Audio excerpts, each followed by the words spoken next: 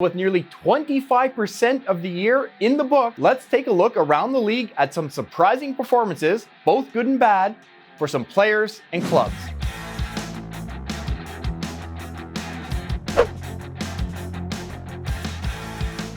In terms of individual showings, we have to start with Erik Carlson. This guy has turned back the clock.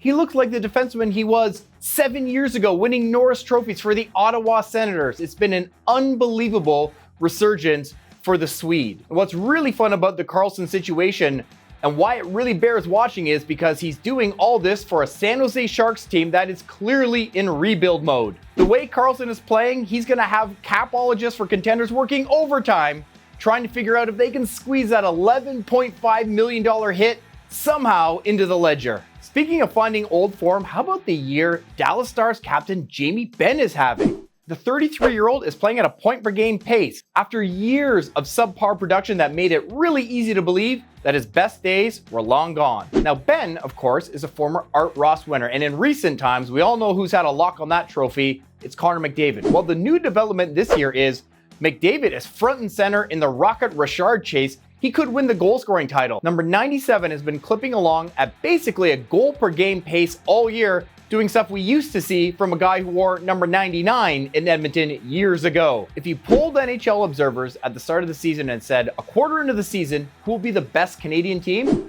McDavid's Oilers would certainly get some love, the Calgary Flames, the Toronto Maple Leafs, but surprisingly, the team that is showing best north of the border right now is the Winnipeg Jets. Now, it starts with the Vezina caliber goaltending they're getting from Connor Hellebuyck. That is something Winnipeg absolutely has to have to be competitive. But right in front of Hellebuyck, there's a guy having a breakout year, at least points-wise. Josh Morrissey is finally putting up the numbers I think a lot of people hoped he might get to at a certain point. Always been a cerebral, smart player, but now he's got the numbers to match. And up front, Mark Scheifele, Kyle Connor, and Pierre-Luc Dubois are all still carrying their weight for this team that has done better out of the gate than a lot of people thought they might. Speaking of forwards, I think a lot of us looked at the top two lines in Ottawa and said the Sens are ready to take a step forward. But after bringing in newcomers Claude Giroux and Alex DeBrincat, things have not gone Ottawa's way at all. The offense has been basically just middle of the road. And the defense, well, that's way worse. Down in the bottom tier in terms of goals allowed. Things have got to turn around quick for Ottawa because it has slidden off the rails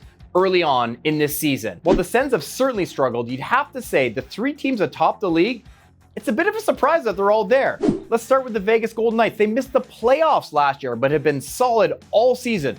The Boston Bruins, hey, everyone expected them to be a playoff team. They're always going to find a way to sneak into that Eastern Conference postseason picture. But sitting atop the league standings, I don't think anyone saw this coming for the Boston Bruins, not on this level. But the team we have to talk about is the New Jersey Devils. Jack Hughes and Nico Hischier have officially entered the conversation for best 1-2 center punch in the league. And Jesper Bratt, oh my, what a 6th-round find this guy's turned out to be. He's going to a whole other level this year, way past a point per game.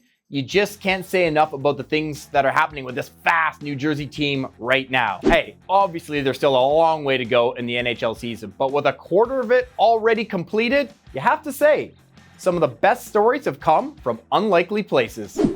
Now let's take a look at the full ranking.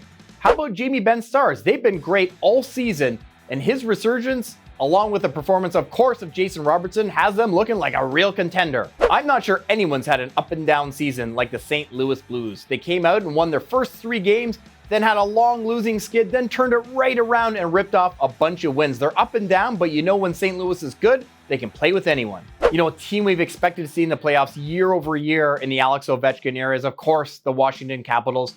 Lately, they've had a tough time getting out of round 1, and you have to wonder if the postseason itself might be a little out of reach for the Caps this year. Everyone had Chicago circled as a team in the Connor Bedard sweepstakes, but you know what? They started out pretty good.